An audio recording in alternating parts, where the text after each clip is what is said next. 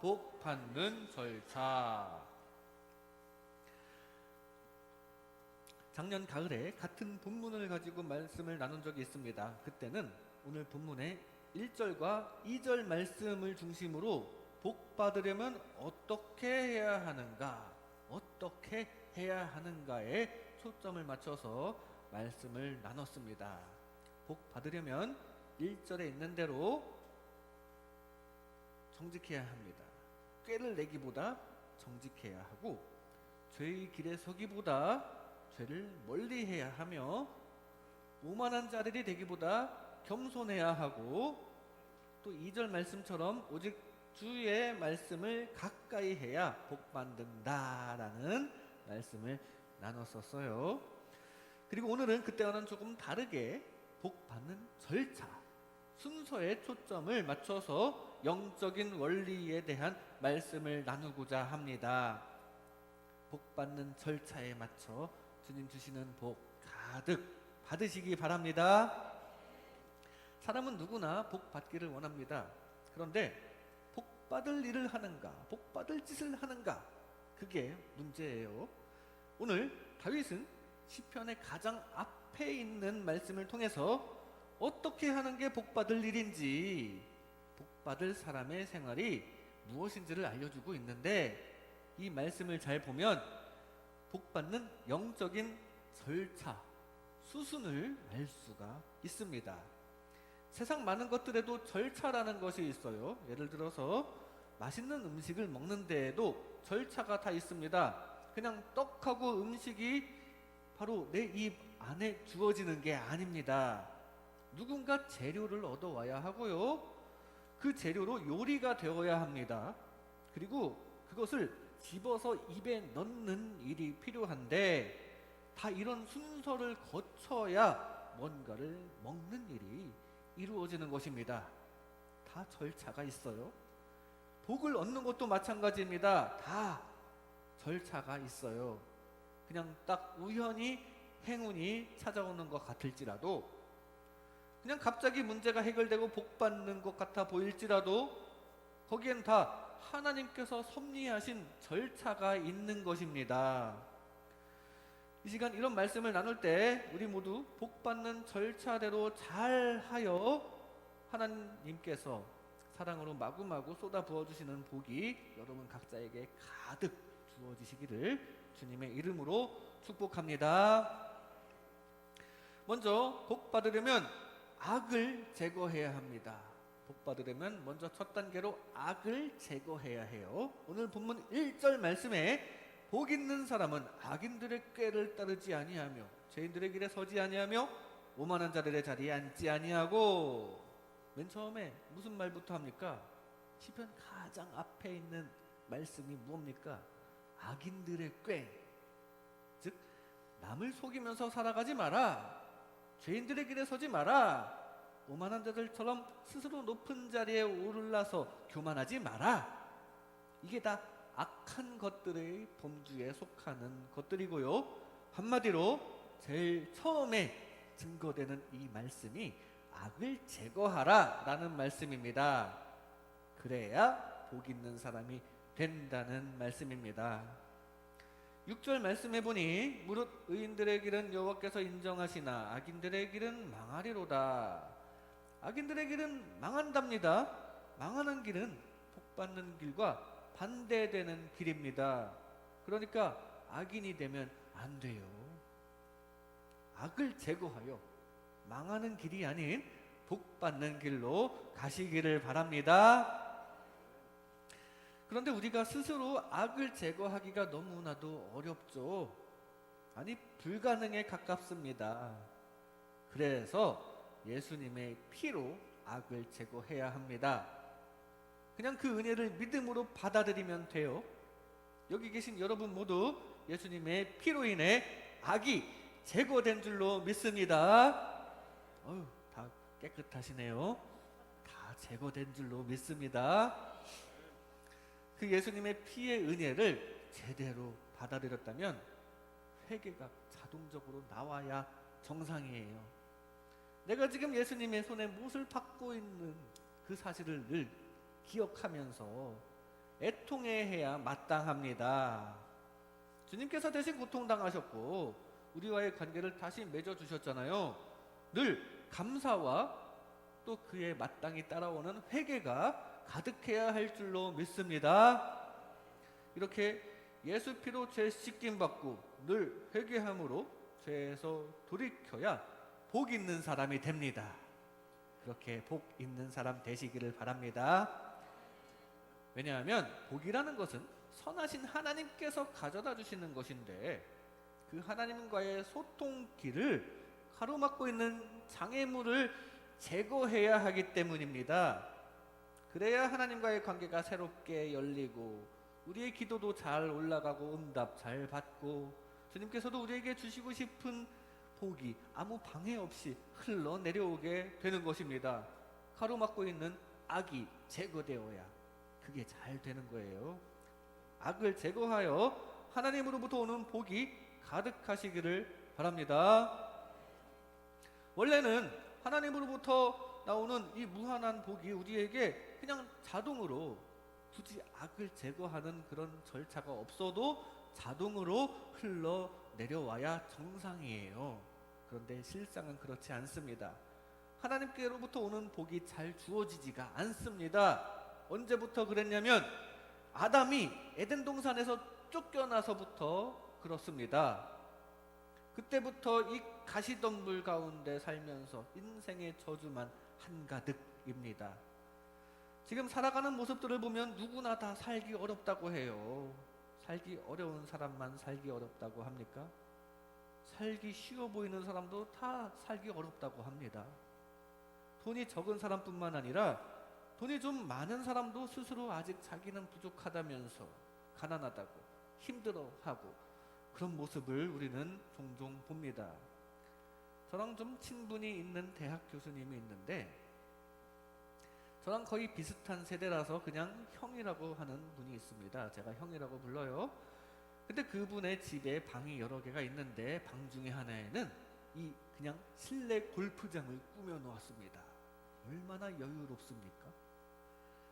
다 좋습니다. 여유롭고 취미생활 하는 거 다 좋은데 그분이 한 번은 이런 말을 저에게 하는 겁니다. 야, 나 차 좀 바꿔야 하는데 돈이 없다. 야, 힘들다. 야, 이러는 거예요, 저한테. 제 기준으로 볼 때는 그 형은 아무리 봐도 넉넉해 보이기만 하는데 제 생각일 뿐일지 모르지만 힘들대요. 또 누군가 보기에는 나의 모습, 저의 모습도 그렇게 보일 수도 있겠죠. 다 상대적으로 생각하기 마련이지만 문제는 우리는 이 상대적으로 부정적으로 생각하니까 문제입니다. 우리는 다 상대적으로 생각하면서 자신의 상황에 불만족이에요. 그게 이 세상입니다. 그래서 누구나 살기 어렵다고 하는 것이 이 세상입니다. 왜 그래요? 악한 사탄이 쏙 들어와서 우리에게 죄와 끝없는 욕심을 우리에게 심어 놓았기 때문입니다. 그리고 그것 때문에 하나님과의 통로도 가로막히게 되어요. 죄 때문에 하나님과의 통로가 가로막히고 끝없는 욕심 때문에 감사하지 못하고 하나님과의 관계가 끊어지고 그래서 구약시대에는 제사장을 통해서 이 죄를 회개하는 제사를 드려야 하나님의 용서와 응답을 받을 수 있었고 그게 잘 안 되니까 신약시대에는 아예 예수님의 피로 인해서 하나님과의 관계의 길이 활짝 열리게 된 겁니다. 아담이 실수로 막아놓은 길을 예수님께서 다시 열어주셨습니다. 악을 제거해 주셨어요. 그 예수님의 피의 은혜를 입으시기 바랍니다. 예수님의 피 덕분에 하나님과의 왕성한 관계를 이루는 저와 여러분 되시기를 바랍니다. 말라기에 보면은 11조를 잘 내면 복을 주신다라는 말씀이 있는데 그 표현이 아주 맛깔납니다. 내가 하늘 문을 열고 너희에게 복을 내릴 텐데 그 복을 쌓을 곳이 없도록 복을 붓지 아니하나 한번 봐라. 그냥 엄청난 복을 그냥 쏟아부어 주시겠다는 말씀인데요. 여러분 모두 그 복을 받으시기 바랍니다. 그런데 그 앞에 조건이 있죠. 11조를 잘 내면이라는 조건도 있지만 그 직전에 이런 말씀이 있습니다. 말라기 3장 9절 말씀에 너희 곧 온 나라가 나의 것을 도둑질하였으므로 너희가 저주를 받았느니라. 11조 않는 게 도둑질이라는 말씀입니다. 도둑질이라는 죄 때문에 저주받아서 하늘문이 닫혀 있는 거예요. 11조는 이 죄의 일부분이라는 겁니다. 중요한 건 죄, 이 도둑질이라는 죄 때문에 하늘문이 닫혀 있다는 그런 말씀입니다. 하나님의 복이 쏟아 부어져야 하는 그 하늘문이 닫힌 이유가 바로 이 죄 때문이라는 사실, 이 악을 제거해야 복이 쏟아져 내려올 줄로 믿습니다. 악을 제거하여 하늘문을 다시 여시기 바랍니다. 예수님의 은혜로 악을 제거하여 하늘문 열어서 아직 내려오지 못한 풍성한 복까지 가득해지시기를 주님의 이름으로 축복합니다. 빛과 소금의 역할을 담당하러 세상에 파송된 우리들이 이 하늘문이 닫힌 이 세상에서 함께 살아가면서 도리어 이 세상에 악에 물들어 살게 되는 때가 많습니다. 그러나 여러분들은 구별되어야 합니다. 특히 악하고 제약되고 오만한 마음으로부터 나 자신을 구별시켜야 합니다. 그리하여 여러분들을 위한 하늘문이 열리고 다윗이 말하는 복 있는 사람이 다 되시기를 주님의 이름으로 축복합니다. 악을 제거해야 복 있는 사람이 됩니다. 다음으로 복 받으려면 주님을 모셔야 합니다. 악을 제거했으면 그 다음엔 주님을 모시는 단계예요. 오늘 본문 2절 말씀에 오직 여호와의 율법을 즐거워하여 그의 율법을 주야로 묵상하는도다. 아직 구약시대이기 때문에 율법이라고 표현하였지만 하나님의 말씀, 성경이죠. 이 하나님의 말씀을 사랑하고 모시고 가까이 하라는 말씀입니다. 하나님의 말씀을 가까이 한다는 것은 하나님의 뜻대로 한다는 것이고 주님을 모시는 것이 됩니다.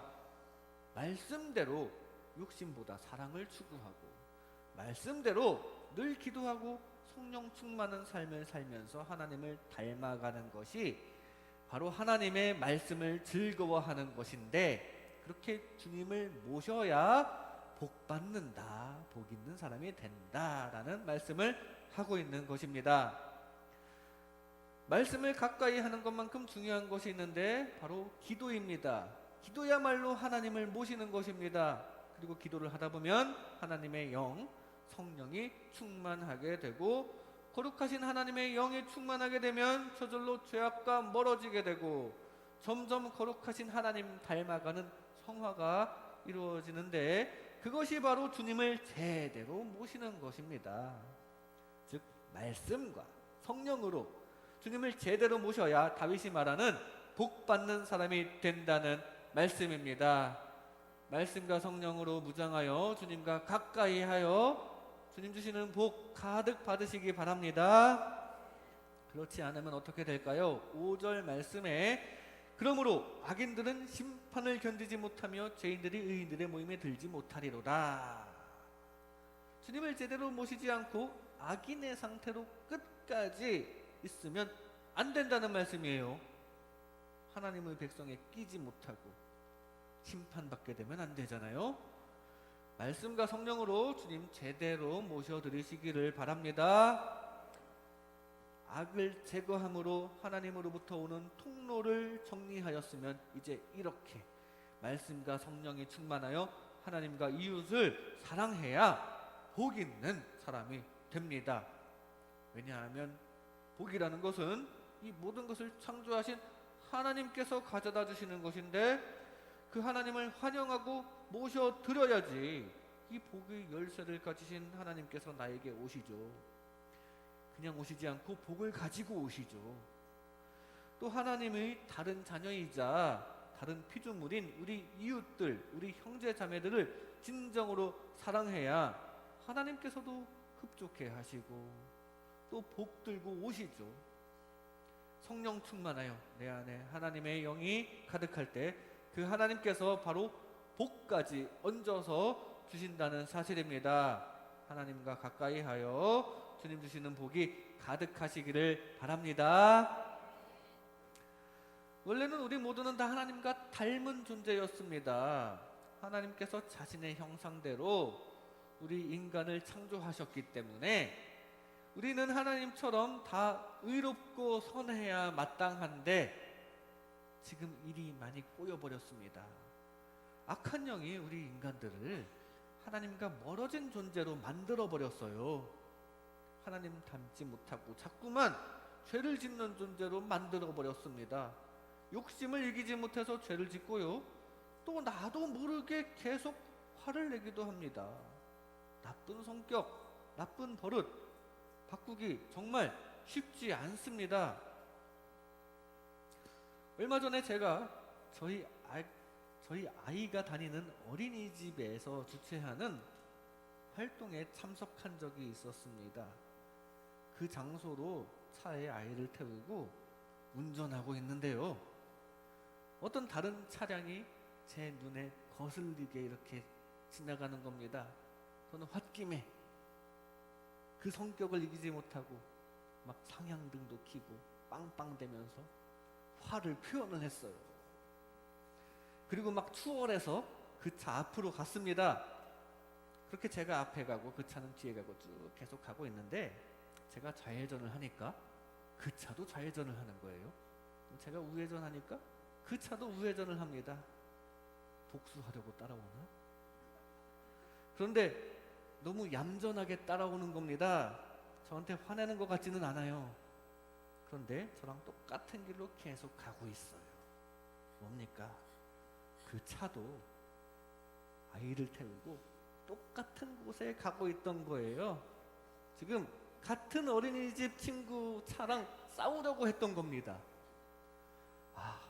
상향등 켜지 말걸, 빵빵하지 말걸, 나중에 마주칠 수도 있을 텐데. 저는 살짝 멀리 주차해서 그게 저인지 모르게 하려고 괜히 애만 쓰고 더 멀리 걸어 다니기만 하고 괜히 화냈다가 쓸데없는 에너지만 더 쓰게 되었습니다. 그 후로 이제 나는 절대로 화를 운전으로 표현하지 않겠다라고 다짐을 했어요. 누굴 만날지 어떻게 합니까? 우리 교인들 만날 수도 있는데 그럼 안 되잖아요. 근데 다짐하면 뭐해요? 얼마 지나고 또 그래요. 또 그래요. 계속 반복합니다. 저도 모르게 또 그랬어요. 제가 하나님을 제대로 못 모셨나 봅니다. 아직 덜 닮아가서 그런가 봐요. 사람은 그래요. 죄를 짓지 않으려고, 화를 내지 않으려고 매일매일 다짐하는데도 인간은 변화하기가 너무나도 어렵습니다. 그래서 우리는 늘 하나님의 도우심을 요청해야 합니다. 조금씩이라도 변화되려고 하나님의 도우심을 받아야 합니다. 하나님께서 도와주십니다. 성령님께서 도와주십니다. 점점 변화될 줄로 믿습니다.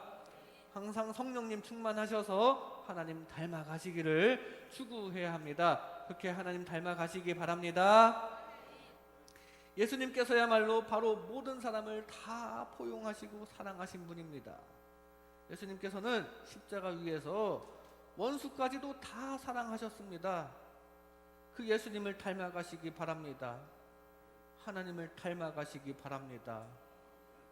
말씀과 성령으로 주님을 잘 모셔서 날마다 주님을 닮아가기를 소망하는, 그리고 실제로 닮아가는, 그리고 죄와 멀어지는 저와 여러분 되시기를 바랍니다.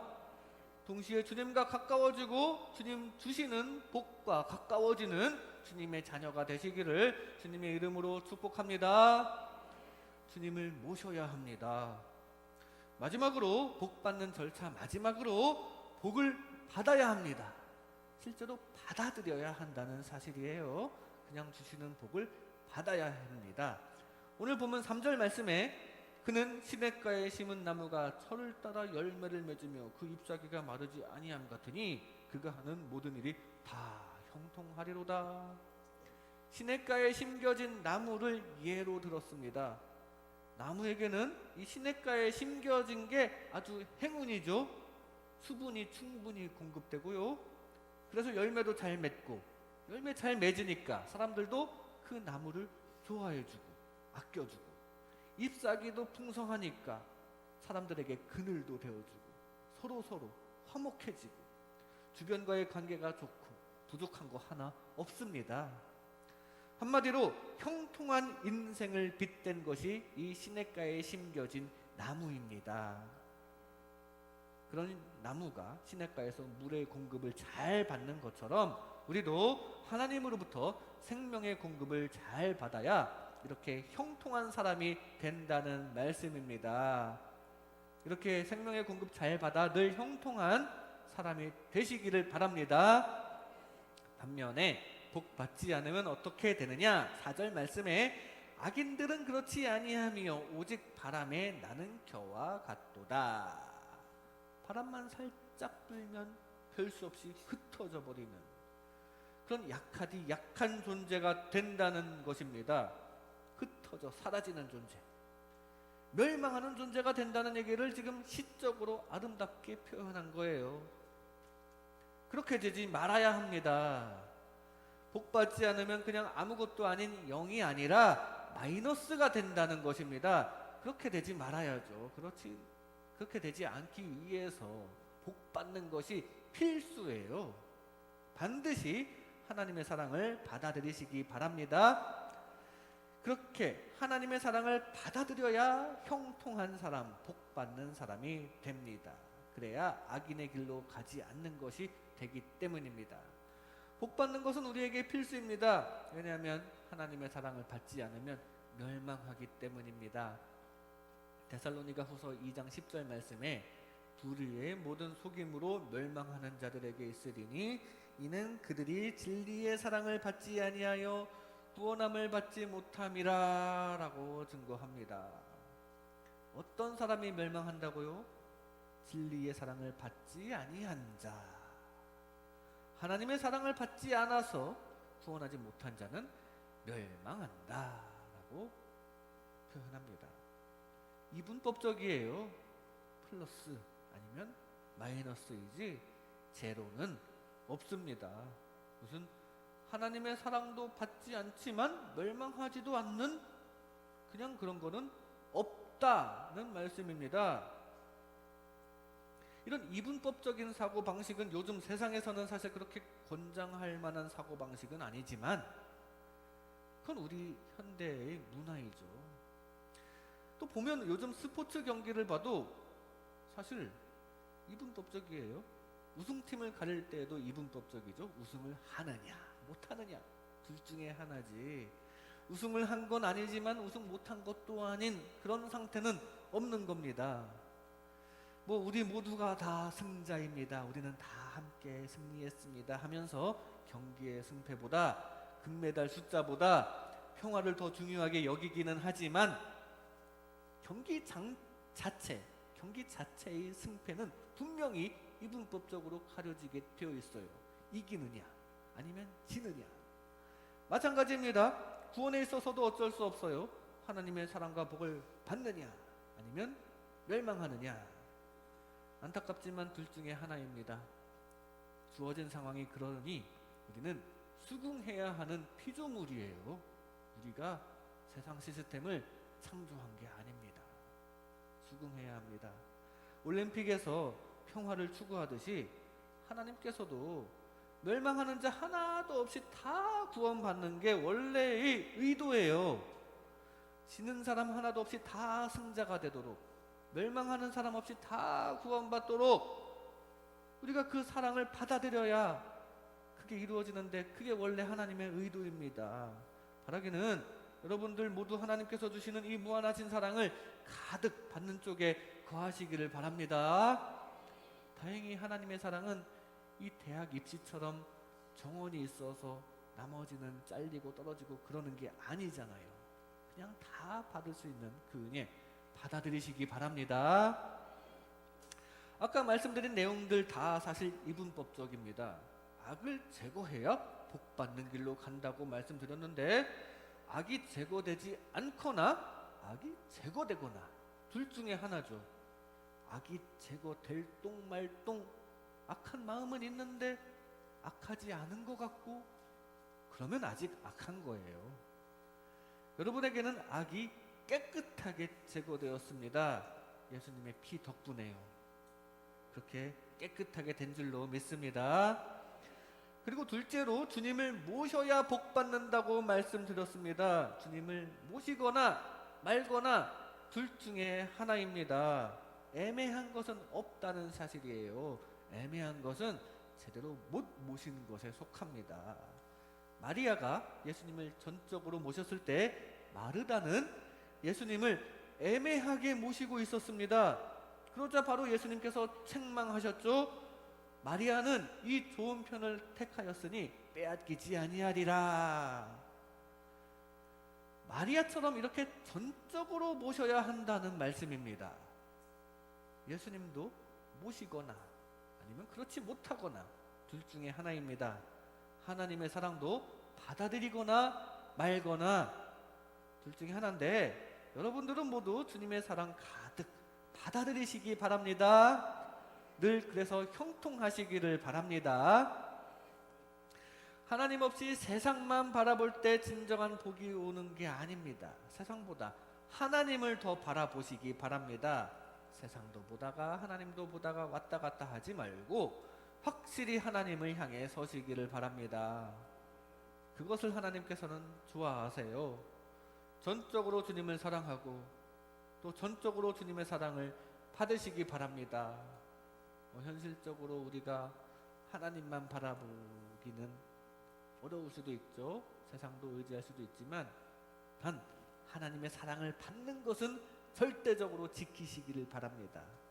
그리하여 복의 근원께서 강림하사 한량없이 자비하신 주님께서 주시는 이 측량할 길 없는 무수한 복이 여러분에게 가득 주어지시기를 바랍니다. 복 많이 받으시기 바랍니다. 바라기는 여기 계신 여러분들은 한 분도 빠짐없이 복 못 받고 멸망하는 쪽에 절대 서 있지 않기를 바랍니다. 그래서 주님 주시는 복이 영원히 지속되는 주님의 자녀가 되시기를 주님의 이름으로 축복합니다.